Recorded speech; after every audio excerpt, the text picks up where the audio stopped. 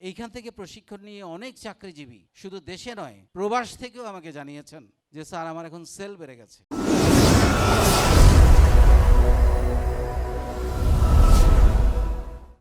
আমরা উদ্যোক্তা হতে বলছি, তার মানে কেউ যদি চাকরি করতে চায় আমাদের কিন্তু কোনো আপত্তি নাই এবং আমরা এনকারেজ করব। এবং আপনারা অনেকেই জানেন যে আমাদের এখানে থেকে প্রশিক্ষণ নিয়ে আমরা যেহেতু 14টা স্কিলস বিনামূল্যে প্রশিক্ষণ দিচ্ছি এবং এই 14টা স্কিলস প্রশিক্ষণ নিতে কিন্তু প্রায় 1,40,000 টাকা দরকার, সেটাও আমরা বিনামূল্যে দিচ্ছি।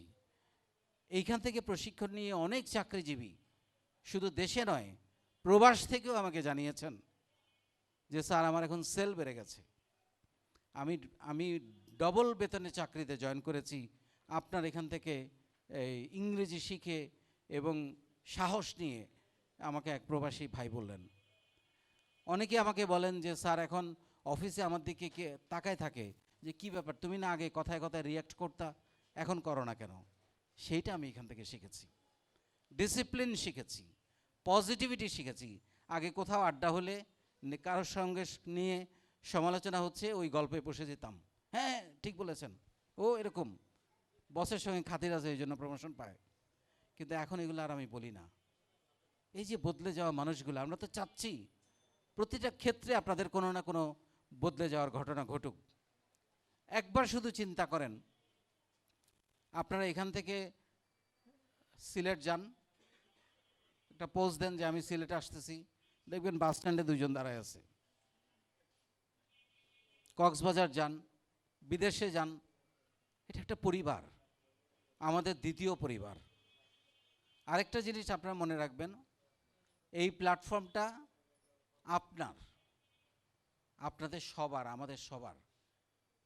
এটা কিন্তু আমার এখন আর ব্যক্তিগত কোনো সম্পদ না, এটা আপনাদের সম্পদ, এটা বাংলাদেশের সম্পদ এখন।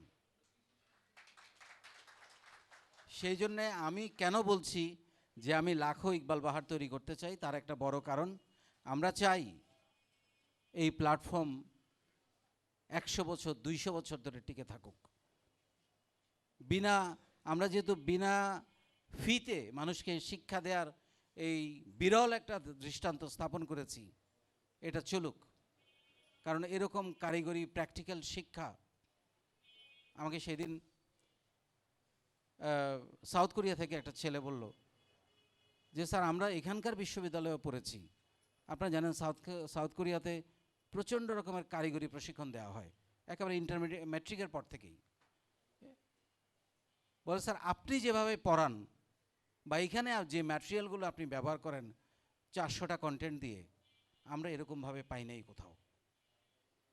তাহলে এত বড় একটা অপরচুনিটি, আমি সেই জন্য আপনাদেরকে বলছি স্বার্থপরের মতো নিজেকে প্রশ্ন করেন এখানে এসে কি পেলাম। আমি জাস্ট কয়েকটা জিনিস আপনাকে মনে করাই দিতে চাই। আপনি 14টা স্কিল শেখেন, উদ্যোক্তা হওয়া শিখেন, উদ্যোক্তা সবাইকে হতে হবে এমন কোনো কথা নাই। কিন্তু জীবনের কোনো একটা পর্যায়ে, আমি একবার নরসিংদীর একটা কলেজে গিয়েছিলাম, ওই কলেজের প্রিন্সিপাল প্রায় 62-60 বছর বয়স ওনার। আমি বক্তৃতা দেওয়ার পরে উনি আমাকে বললেন, উনি যখন বক্তৃতা দিচ্ছিলেন তখন এরকম মঞ্চে দাঁড়িয়ে সবার সামনে বললেন যে আমার এখন ইচ্ছে করছে রিটায়ারমেন্টের পরে উদ্যোক্তা হওয়ার।